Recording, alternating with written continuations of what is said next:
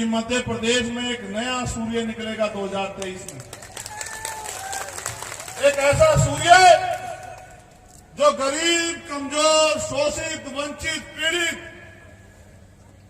को तमाम तरह के अवसर और स्वाभिमान सम्मान के साथ जीने का जो है वो रोशनी लाके देगा। 1 महीने 2 महीने के बाद आंधी तूफान का रूप लेगी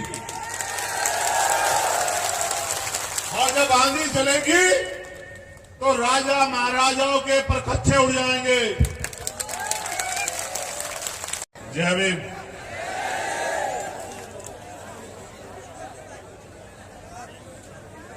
काफी लंबा समय हो गया आप लोगों को यहाँ,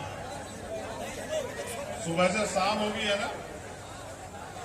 मैं कोशिश करूंगा कि बहुत कम समय में अपनी बात को खत्म कर दूं, लेकिन मेरा एक आग्रह है, निवेदन आपसे कि आप गंभीरता से मेरी बात पे गौर करें। और मेरा मानना है कि जब आप मेरी बात पे गौर करेंगे और उसके अनुसार कार्य करेंगे तो आपकी बहुत सारी समस्याएं हल हो जाएंगी।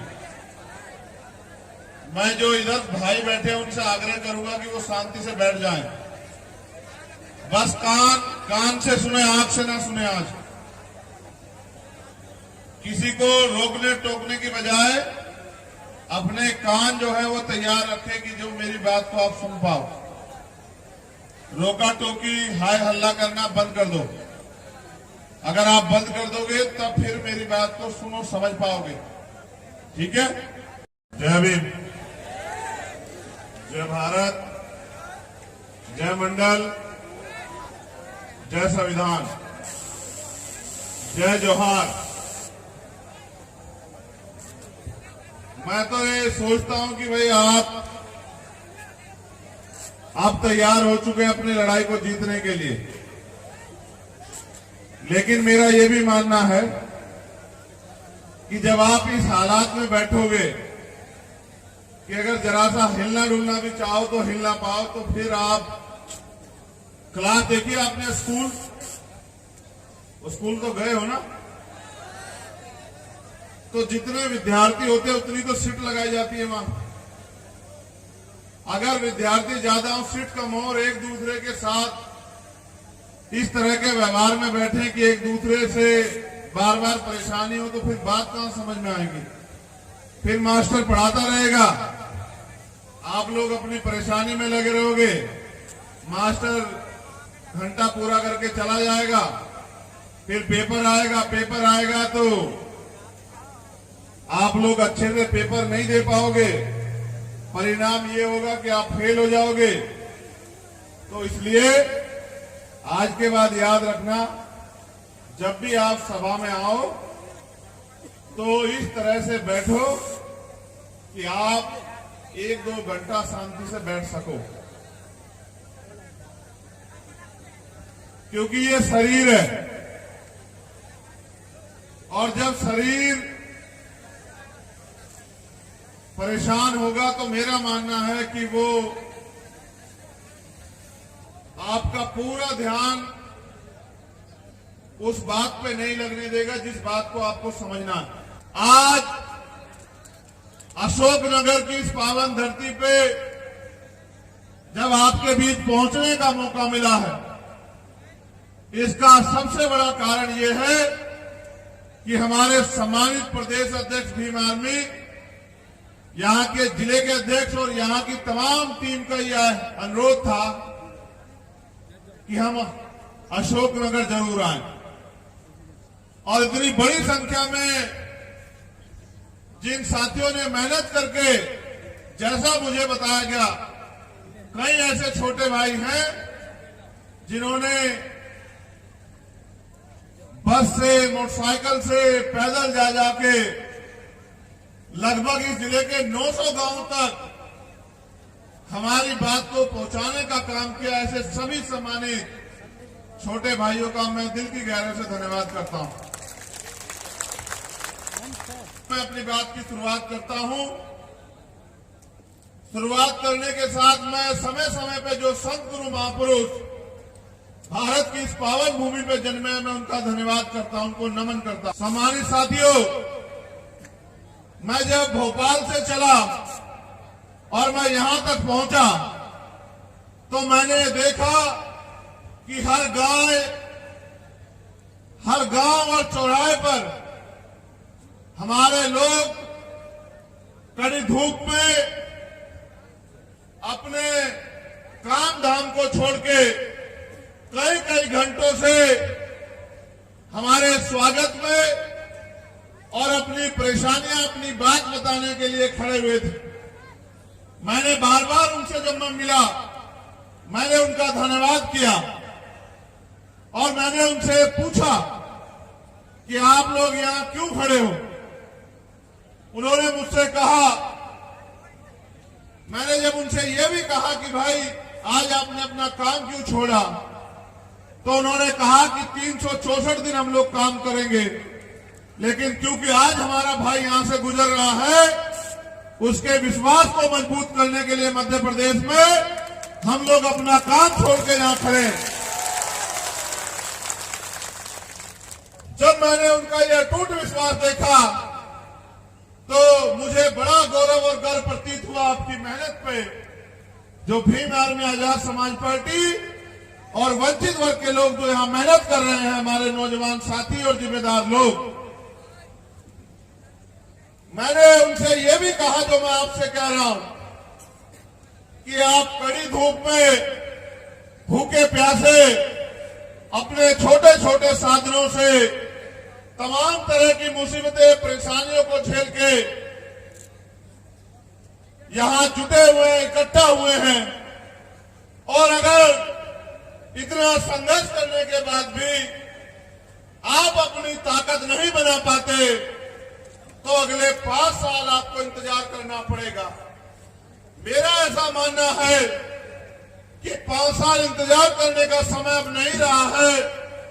हमें आने वाले 2-3 महीनों में अपने आंदोलन को जमीन पे बड़े तेजी से चलाना होगा और गांव-गांव में जिस तरह से आपने इस सभा के लिए 800-900 गांव में जाने का काम किया, उस तरह से आज मेरे द्वारा बताई गई बातों को रिकॉर्ड जो लोग कर लेंगे मीडिया के साथी, क्योंकि वो लोकतंत्र का चौथा स्तंभ है, या जो बहुजन मीडिया के साथी रिकॉर्ड कर लेंगे, आप उन बात को नोट कर लेना और अपने जिले के एक गांव में जाके, और जो अन्य मध्य प्रदेश के साथी हैं वो अपने अपने जिलों के हर एक गांव कस्बे में जाके मेरी इन बातों को गांव-गांव तक, लोगों तक पहुंचाने का काम करना। अगर आप ऐसा करने में सफल हो पाए तो मैं पूरी जिम्मेदारी से कहता हूं कि अगले 5 साल आपको किसी के आगे, किसी सरकार के आगे, किसी व्यक्ति के आगे, किसी नेता के आगे हाथ नहीं फैलाना पड़ेगा, ऐसा मेरा विश्वास है। हमारी लड़ाई जो हम लोग दूसरे लोगों पर निर्भर हैं, चाहे वो रोजगार हो, चाहे वो पढ़ाई हो, चाहे वो न्याय की प्रक्रिया हो, उन तमाम तरह की जो निर्भरता है उसको खत्म करके अपने लोगों को आत्मनिर्भर बनाने की, अपने पैरों पे खड़े होने की लड़ाई है। सम्मानित साथियों, भारत में लोकतंत्र है। लोकतंत्र में जनता के पास सबसे ज्यादा शक्ति है। अगर वो अपनी शक्ति का सही प्रयोग करे तो मेरा ऐसा मानना है कि जिन समस्याओं के लिए वो रोज सरकारी दफ्तरों के चक्कर लगाते हैं, जिन समस्याओं के लिए वो रोज मंदिर, मस्जिद, गुरुद्वारे में जाके प्रार्थनाएं करते हैं, भारत के लोकतंत्र में बाबा साहब अम्बेडकर के संघर्ष से, उनके त्याग बलिदान से, उनके 4 बच्चों कुर्बानियों से भारतीय संविधान ने लोकतंत्र को वो शक्ति दी है कि एक गरीब, कमजोर, वंचित वर्ग का बेटा भी इस देश की सर्वोच्च कुर्सी में जाके बैठ सकता है और उस कुर्सी के जरिए आपकी तमाम परेशानियों से आपको मुक्ति दिलाने का काम कर सकता है।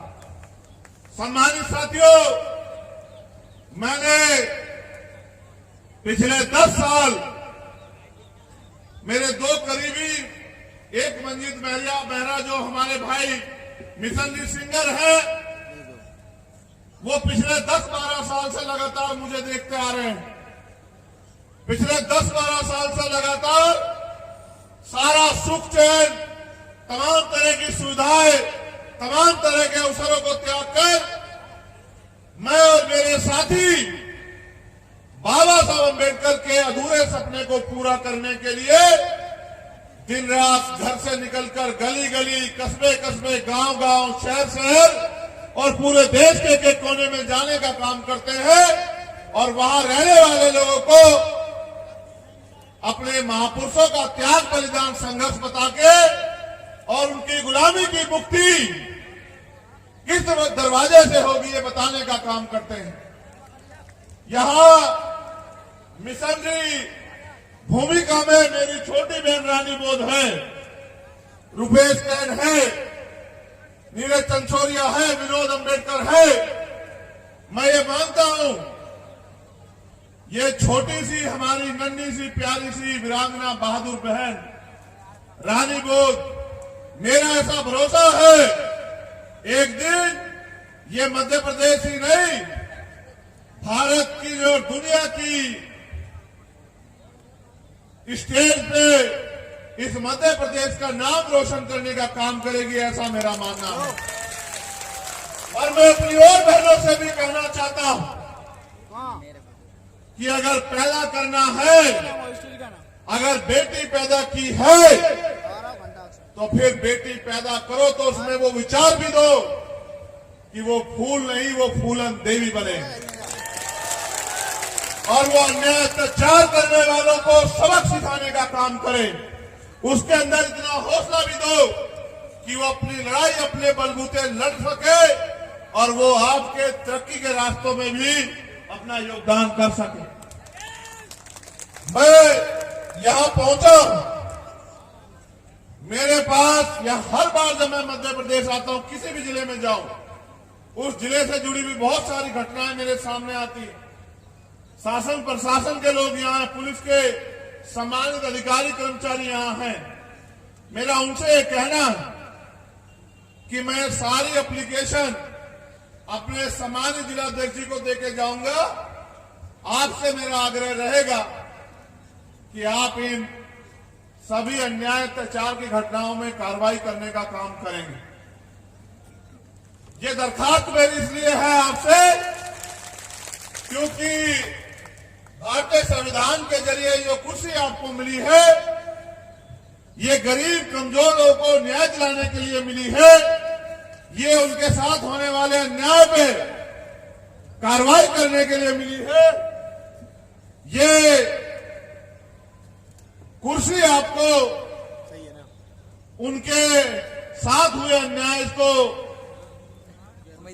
पहले रोकने कि अन्याय ना हो, और अगर अन्याय हो जाता है तो अपराधी को सजा दिलाने के लिए मिली है।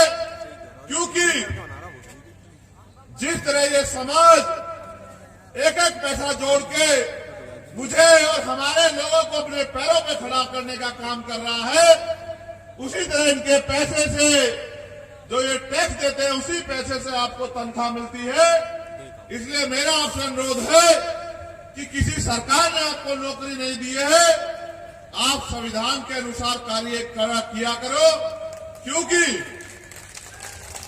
अगर आप संविधान के अनुसार कार्य नहीं करोगे तो मेरा ऐसा मानना है, क्योंकि हम यहां बड़ी मेहनत कर रहे हैं और चूंकि हमारे लोगों ने अब ये ठान लिया है कि वो अपनी गुलामी बेबसी की बेड़ियों को काट के अपना राज मध्य प्रदेश में स्थापित करेंगे।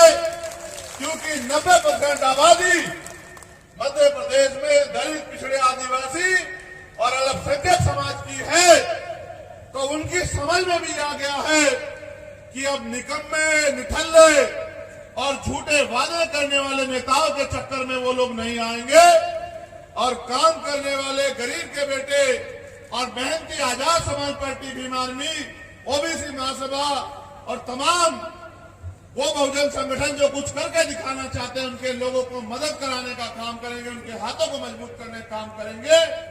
तो आपको भी मेरा ऐसा मानना है कि शासन प्रशासन के लोग बहुत पहले हवा को भाग लेते हैं।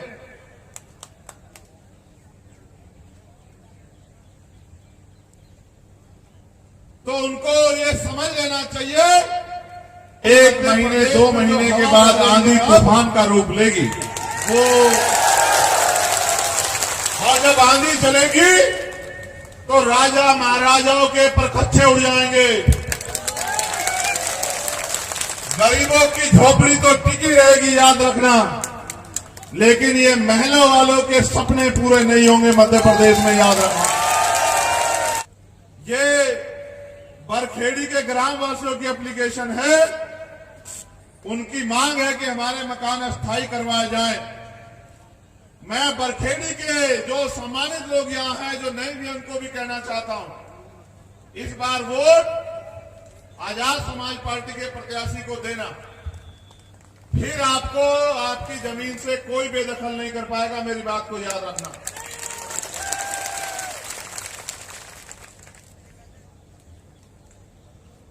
ये हमारे साथियों ने लिख के दिया, मैं इसको कभी पढ़ता नहीं है लेकिन पढ़ देता हूं। इनका मानना है कि अशोकनगर में जब हम लोग संघर्ष करते हैं, पुलिस फर्जी मुकदमे लगाती है। मैं इनको समझा चुका हूं कि पुलिस सरकार की होती है, जिसकी सरकार होती है उसकी पुलिस होती है। अगर इसको रोकना है अन्याय को, तो अपनी सरकार बनाओ। ये रोना बंद करो कि पुलिस फर्जी मुकदमे, पुलिस तो लगाएगी। पुलिस कौन है लगाने वाले? सरकार चाहती है मुकदमे लगे, ये लोग डर जाएं, जेल में चले जाएं, या इनकी हत्या हो जाए। अगर इनसे डर जाओगे मुकदमों से, तो आजादी नहीं मिल सकती है। याद करो देश के उन शहीदों को जिन्होंने हंसते हंसते फांसी का फंदा चूमा। हम लोग अपने बनने की लड़ाई नहीं लड़ रहे हैं कि हमें बनना है, हम लोग लड़ाई लड़ रहे हैं कि हमारे लोग ताकतवर हों। अगर हम मिट्टी में भी मिल जाएं, अगर हम इस लड़ाई में शहीद भी हो जाए, तो हमको घबराना नहीं चाहिए। तो ये लड़ाई ही हमारे महापुरुषों को याद करो बाबा साहब अम्बेडकर, ज्योतिबा फूले को। उन्होंने कौन सी कुर्सी ली? उन्होंने तो कुर्सियों को लात मारने का काम किया और अपने लोगों की लड़ाई लड़ी। आप उनके वंशज हो। आप याद करो, माननीय काशीराम साहब को चाहते तो मुख्यमंत्री और राष्ट्रपति भी बन जाते, लेकिन उन्होंने अपनी कुर्सी किसी दूसरे शख्स को देके अपना जीवन समाज को आगे बढ़ाने के लिए लगाने का काम किया। आप उनके अनुयायी हो, तो ये तय करो कि शासन प्रशासन की लाठी गोली और मुकदमा हमें हमारे रास्ते से नहीं रोक सकता है। आपको याद होगा 10 अक्टूबर को हक की लड़ाई लड़ते सड़ौरा में क्या हुआ था। 10 नवंबर, उस अपमान का, वो अपमान भूला नहीं हूं मैं, नहीं भूला हूं। शासन प्रशासन के इशारे पे, सरकार के इशारे पे, ताकतवर लोगों के इशारे पे किस तरह से मेरे भाइयों का अपमान किया गया, उनके साथ जुल्म ज्यादती की गई। मैं चाहता तो जवाब दे सकता था, लेकिन मैंने बाबा साहब अम्बेडकर से संविधान के जरिए लड़ना सीखा। और मैंने उस दिन इनसे भी कहा था और आपसे भी कह रहा हूं कि इस चोट का बदला वोट से देना मेरे लोगों। ये जो चोट रोज है, मनुवादी व्यवस्था को मानने वाले लोग मेरे लोगों पे हमला करके देते हैं, इस चोट का जवाब वोट के माध्यम से देना। और फिर मैं देखूंगा कि आपकी तरफ आंख कौन उठाएगा। मेरी बात को याद रखना। एक थाना है नई सराय, FIR संख्या है 0038 30/3/2023, और अभी तक इस पे कोई सुनवाई नहीं हुई, ना कोई व्यक्ति अरेस्ट हुआ। पिपराई में 20 वर्षों से बाबा साहब अम्बेडकर की पार्क की भूमि शासन की अनुमति लेकर किए गए रोपण को तोड़ दिया गया, कोई कार्रवाई नहीं। बद्री पुत्र खेमचंद जाटव निवासी जंगार तहसील ईसागढ़, इनके भाई का मर्डर कर दिया गया, कोई कार्रवाई नहीं।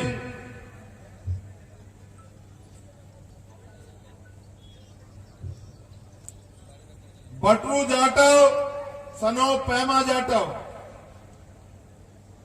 तहसील नई सराय तिगरी साजापुर जिला अशोकनगर, इनकी अनुमति के बिना पुलिस ने पोस्टमार्टम कर दिया, जो कि नहीं कर सकती है इनके साइन के बिना।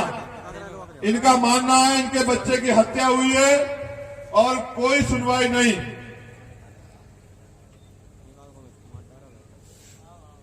पिंटू दागी पुत्र महेंद्र सिंह दागी निवासी त्रिलोकपुरी जिला अशोकनगर, एक एसआई साहब हैं, नाम नहीं लेता क्योंकि पुलिस के सब लोग बुरे नहीं हैं। आप जानते होंगे तिवारी जी हैं कोई, वो जबरन इनसे पैसे की वसूली करना चाहते थे, उसने सुसाइड कर लिया, कोई कार्रवाई नहीं, जबकि वो अपने हाथ पे लिख के गया जो अन्याय उसके साथ हुआ। और कहते हैं कि मृतक का जो लास्ट स्टेटमेंट होता है वो बहुत होता है, उसके बाद किसी दूसरे गवाह की जरूरत नहीं होती, लेकिन यहां गवाह होने के बावजूद भी कोई कार्रवाई नहीं। ग्राम चकचरोल के गांव वासियों की ये एप्लीकेशन है कि सरकार जबरन जो है कोऑपरेटिव सोसाइटी लिमिटेड की भूमि का सर्वे करा दिया, लोगों से नहीं पूछा, और लोग बेघर होने वाले हैं, हमसे लड़ाई की उम्मीद कर रहे हैं कि हम इनकी मदद कराएं। और कई जमीनों के मसले हैं। मेरा आपको ये कहना है, मेरी बात पे गौर करो सम्मानित साथियों। अब होती है बात की शुरुआत। मैंने हर सभा में मैं इस बात को कहता हूं कि 14 अगस्त 1947 हम भारत में गुलाम थे, दोयम दर्जे के। 15 अगस्त 1947 को देश आजाद हुआ। देश आजाद हुआ, लेकिन हम आजाद नहीं हुए। हमें आजादी मिली कागजी तौर पे तो 26 जनवरी 1950 को, जब बाबा साहब अम्बेडकर का लिखा संविधान इस देश में लागू हुआ। उस संविधान ने हमें हक अधिकार दिए, वो हक अधिकार, जिन हक अधिकारों की लड़ाई आज तक जारी है 75 साल होने के बावजूद। अभी कई लोगों ने जमीन की बात की। आजादी से पहले हमारे लोगों पे जमीन रखने का हक उन्हें नहीं था, बड़े पैमाने पे नौकरी करने का, बिजनेस करने का, पढ़ने का, पढ़ाने का सभी के लिए अवसर नहीं थे। भारत के संविधान में वो अवसर आए, और जिनको, क्योंकि 14 अगस्त को जो गरीब था वो 15 अगस्त को भी गरीब था। संविधान के जरिए अंतिम व्यक्ति को भी रोटी, कपड़ा, मकान की गारंटी संविधान ने दी, और सरकारों की जिम्मेदारी बनी कि वो इसको लागू कराने का काम करें। जिनके पास जमीनें नहीं थी उनको जमीनें देने का काम करें, जिनके पास रोजगार नहीं था उनको रोजगार देने का काम करें, जिनके पास, जिनको पढ़ने के लिए अवसर नहीं थे उनको पढ़ने के लिए अवसर देने का काम करें। बड़े पैमाने पे सरकारी आंकड़ा कहता है कि 54% दलितों पे 1 गज जमीन नहीं है। ये सरकारी आंकड़ा कहता है, मीडिया के लोगों ने दिखाया। तो जिन पे जमीन नहीं दी आजादी से पहले सरकार को लोगों को जमीन देनी चाहिए थी,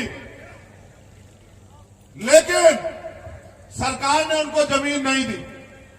जो थोड़े बहुत हमारे लोग शासन प्रशासन सरकारों में आए, उन्होंने इस योजना को लागू कराने का काम किया। आज जो जमीनें पट्टों के रूप में हमें मिली है, सरकार उनको छीनने का काम कर रही है। अगर हमें अपने अधिकारों को सुरक्षित रखना है तो राजनीतिक शक्ति का निर्माण हमें अपने लिए करना होगा। बाबा साहब अम्बेडकर ने जब वोट का अधिकार दिलाया तो उन्होंने कहा कि आज मैंने रानी का पेट चीर दिया है।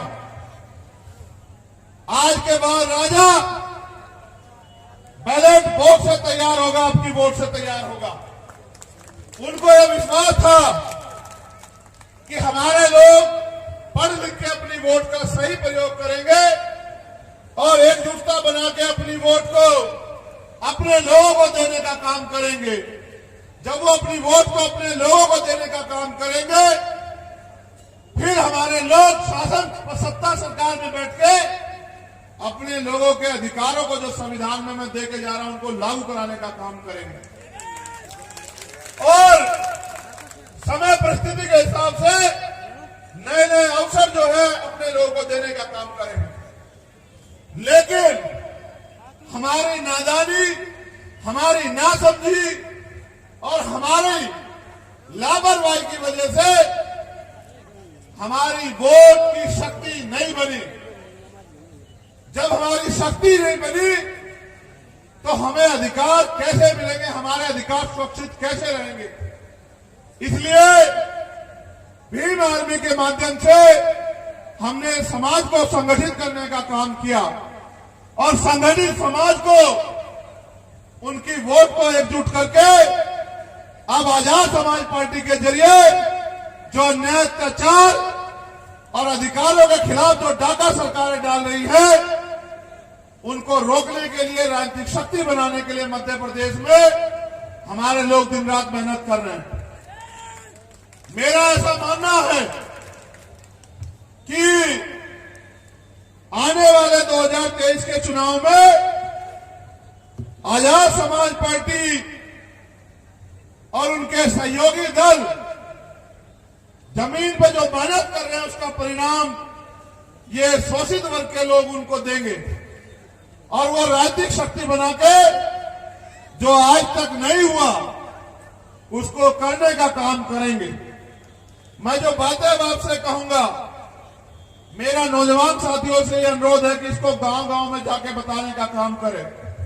और मैं लोकतंत्र के चौथे स्तंभ से भी ये बात कहूंगा कि जिस तरह से वो पैसे वालों की बातों को बड़े पैमाने पर दिखाने का काम करते हैं, वो हमारी गरीबों की पार्टी और उनके द्वारा किए गए संकल्पों को भी दिखाने का काम करे, जो हमारी बात भी हमारे लोगों तक पहुंच पाए। कांग्रेस और बीजेपी की सरकारों में विभाग सचिव और सहायक सचिव के पद संविदा के जरिए भरे गए और फिर बिना आरक्षण का पालन किए उनको परमानेंट कर दिया गया। ये डाका आज से नहीं चल रहा है, ये डाका लंबे समय से चल रहा है। अभी यहां के मुख्यमंत्री जी ने एक योजना लागू की, लाडली बहन योजना। सुनिए आपने?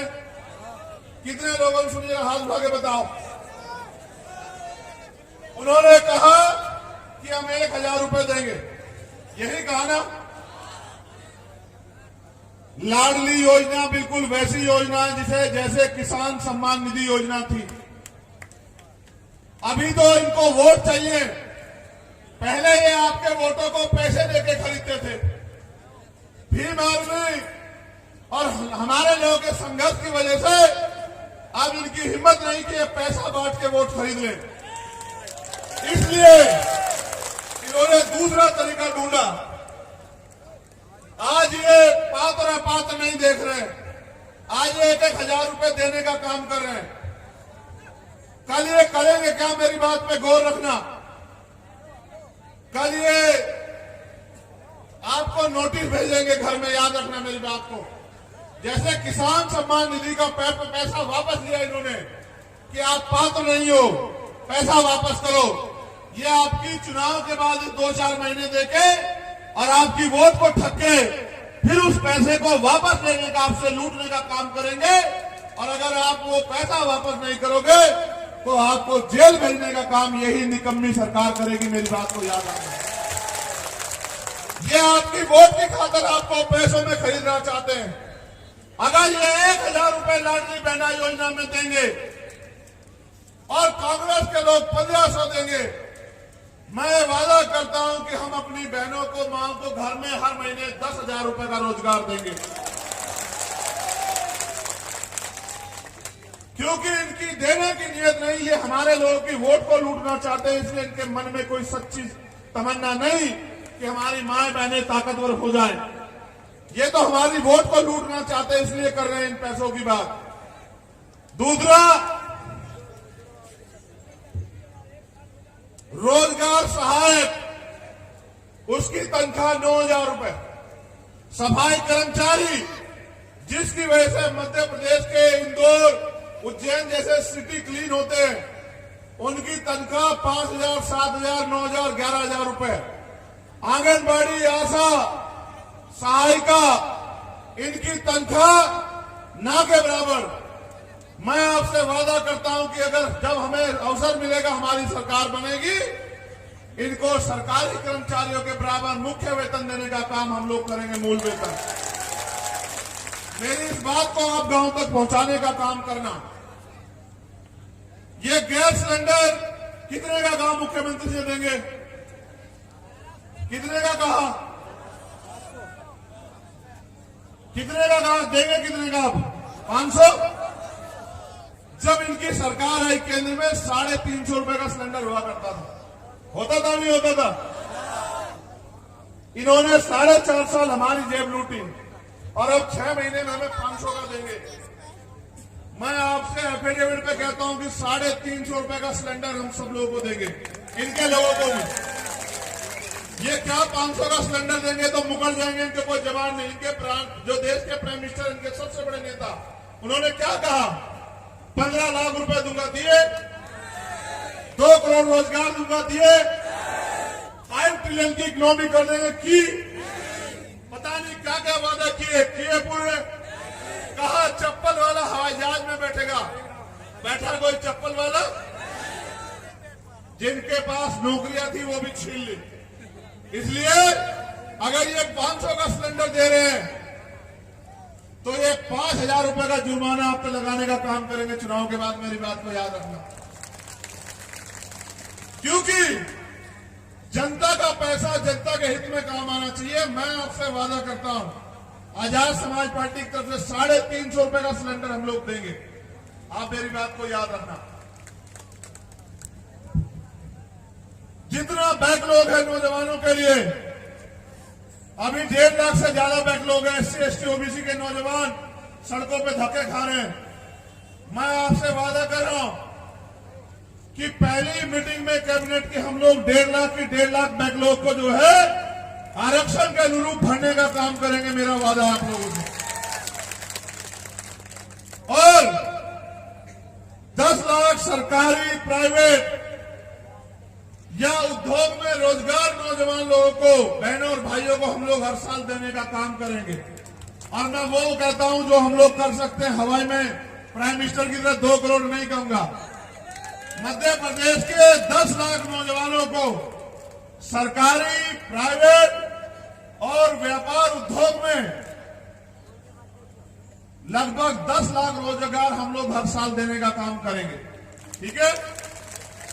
एक जो सबसे बड़ा काम ये पूंजीपतियों के मित्र कभी नहीं कर सकते। मैं आपसे कह रहा हूं कि मध्य प्रदेश में जितने टोल हैं, जब वो नेताओं के लिए फ्री हैं, अधिकारी कर्मचारियों के लिए फ्री है, तो वो पूरे मध्य प्रदेश के हर एक व्यक्ति के लिए फ्री हम लोग करने का काम करेंगे। ये इस बात को आप नोट बना लो कि जितने टोल हैं वो सारे हम लोग फ्री करने का काम करेंगे। किसी की जेब नहीं कटेगी कि अगर आपके पास फास्टैग नहीं है तो दुगने पैसे दो। ये पूंजीपतियों के हितैषी ये नहीं करेंगे, ये आपके लोग करेंगे। ठीक है, सरकार बनने पे मीडिया के लोग सुन लो इस बात को, सरकार बनने पे व्यापम घोटाले की जांच होगी और व्यापम घोटाले से जुड़े सब लोग उनको जेल भेजा जाएगा, नींद हराम हो जाएगी नेताओं की। बहुत नेता शामिल है उसमें, याद रखना मेरी बात को। ये सारे इकट्ठे हो जाएंगे, समझ रहे हो। और अभी तक जितनी भर्तियां हुई है पिछले 10 साल में, जिन भर्तियों में धांधलियां हुई है उन सब की जांच कराई जाएगी और उनकी जांच करा के जिस भर्ती में धांधली हुई है, धांधली करने वाले को जेल भेजने का, उसकी संपत्ति जब्त करने का और उन भर्तियों में पूरे नौजवानों को रोजगार देने का काम हम लोग करेंगे। अभी मुख्यमंत्री जी ने परशुराम जयंती पे घोषणा की कि वो ब्राह्मण कल्याण बोर्ड बनाएंगे, यही की ना। मैंने आपसे बार बार कहा कि साहब कहते थे कि अगर फूल वालों को वोट दोगे तो वो ताकतवर होंगे, वो ताकतवर होंगे तो अपने लोगों के लिए काम करेंगे। पंजे वालों को वोट दोगे तो वो ताकतवर होंगे, वो ताकतवर होंगे तो अपने लोगों के लिए काम करेंगे। ये घोषणा इस बात का स्पष्टीकरण देती है कि सरकार किसकी है। ये बीजेपी की सरकार चंद पूंजीपति और ऊंची जातियों के लोगों की सरकार है। ये गरीबों की, दलित, पिछड़े, आदिवासियों और अल्पसंख्यक लोगों की सरकार नहीं है। ये इनकी सरकार ये बनाए, ये ब्राह्मण कल्याण बोर्ड बनाएंगे, हम आदिवासी कल्याण बोर्ड बनाएंगे मध्य प्रदेश में। और जो संविधान का मूल उद्देश्य था, मूल भावना थी, जो 5वीं अनुसूची कहती है कि जल, जंगल, जमीन पर आदिवासियों का हक अधिकार होना चाहिए, तो मैं वादा करता हूं कि उस आयोग में, उस बोर्ड में सारे कर्मचारी आदिवासी समाज के होंगे, जिससे कि उस बोर्ड के जरिए आदिवासी समाज का भला हो। और जिन अधिकारियों द्वारा एससी, एसटी और माइनॉरिटी के कर्मचारियों का मानसिक उत्पीड़न किया जा रहा है, बहुत सारे कर्मचारी मुझे ट्विटर पे पत्र के जरिए संदेश भेजते हैं, मैंने बहुत सारा डाटा इकट्ठा किया है। उन अधिकारियों से भी मैं कहूंगा कि वो सत्ता के नशे से बाहर आए। ये सत्ता ज्यादा दिन आपको नहीं बचाएगी, ये नहीं रहेगी ज्यादा दिन। जिस अहंकार में हो, जिस घमंड में हो, ये घमंड टूट जाएगा। जैसे गुना जिले में धर्मेंद्र सोनी नाम के एक शिक्षक को उसका इतना मानसिक उत्पीड़न किया गया कि उन्होंने सुसाइड कर लिया। मैं आपसे कह रहा हूं, ऐसे सभी अधिकारी कर्मचारियों को जांच करा के उनको जेल भेजने का काम जो है वो हमारी सरकार करेगी। ये तो मेरी चंद घोषणाएं हैं। मैंने आपसे 12 फरवरी को भोपाल में कहा था, जब आपकी संख्या के आगे तमाम राजनीतिक दलों को कोरोना से भी खतरनाक बुखार हुआ था, अगर आपने देखा हो। मैंने आपको उस दिन कहा था कि जो आपकी मांगे हैं, उन मांगों का घोषणा पत्र बना के आप मुझे दे दो और उनको एफिडेविट के तौर पे मुझसे ले लो। जो आपकी मांगे हैं, क्योंकि सत्ता में बहुत शक्ति है, जो मांगे आपकी हैं उनको पूरी कराने का एफिडेविट घोषणा हम लोग करना चाहते हैं। जब आप दूसरे लोगों को बना सकते हैं, जब आपकी वोट से दूसरे लोग बन सकते हैं, तो आपके लोग भी बन सकते हैं, क्योंकि वोट आपका है। यहाँ के पिछड़े वर्ग के लोग, उनको 54% आबादी के बाद 14% आरक्षण मिलता है, उनमें भी बड़ी चेतना पैदा हुई है। वो भी चाहते हैं कि इस लड़ाई को लड़ा जाए, वो भी कंधे से कंधा मिला के आपके साथ खड़े हैं। मैं आपसे कहना चाहता हूं कि 54% आबादी को 54% आरक्षण देने का काम संख्या के आधार पर आजाद समाज पार्टी करेगी। यहां अशोकनगर वासियों को भी भाई राजकुमार जाटव, जिन्होंने अपनी ड्यूटी पे को निभाते हुए अपने प्राणों का बलिदान किया, सरकार ने तो उनके लिए कुछ नहीं किया। मैं वादा करता हूं कि उनके नाम पे चाहे तो उसी थाने का नाम या उससे भी बड़ी योजना का नाम हम लोग राजकुमार जाटव जी के नाम पे करने का काम करेंगे। उस परिवार को सम्मान देने का काम करेंगे। मेरे लोगों, मैं आपसे कहना चाहता हूं कि अपने ही देश में वोट की शक्ति होने के बाद अपने ही प्रदेश में आप कब तक ठगे जाते रहोगे? मेरी बहनों, मेरी माओ, मेरे नौजवान भाइयों, आप पढ़ लिख के बेरोजगार घूम रहे हो और सरकार को आपकी फिक्र नहीं है। सरकार तो ये कहती है हमने ठेका नहीं ले रखा है। जब उन्होंने आपका ठेका नहीं ले रखा तो आप उनका क्यों ठेका लेते हो? अगर आप उनका ठेका लेना बंद कर दो तो मैं पूरी जिम्मेदारी से कह रहा हूं कि मध्य प्रदेश में एक नया सूर्य निकलेगा 2023 में। एक ऐसा सूर्य जो गरीब, कमजोर, शोषित, वंचित, पीड़ित को तमाम तरह के अवसर और स्वाभिमान सम्मान के साथ जीने का जो है वो रोशनी लाके देगा। आप यहां आए, अपनी मेहनत की कमाई से एक एक पैसा जुटा के, समय खर्च करके, जब आपने इतना योगदान किया तो बस मैं आपसे ये पूछना चाहता हूं, क्या आने वाले समय में मध्य प्रदेश में आप मेरे हाथों को मजबूत करने का काम करोगे? मेरी दिली इच्छा है ये पूछने की भी कि कहीं पैसे वाले या सिर्फ जो चुनावी नेता है, जो चुनाव में आपके बीच आते हैं, उनकी बातों में आके आप मुझे अकेला तो नहीं छोड़ दोगे इस लड़ाई में। जिन मेरे मध्य प्रदेश के नौजवान नेताओं ने, सम्मानित नेताओं ने पूरे 5 साल आपके साथ होने वाले अन्याय के खिलाफ लड़ाई लड़ी है, उनको दोबारा कमजोर तो नहीं बना दोगे?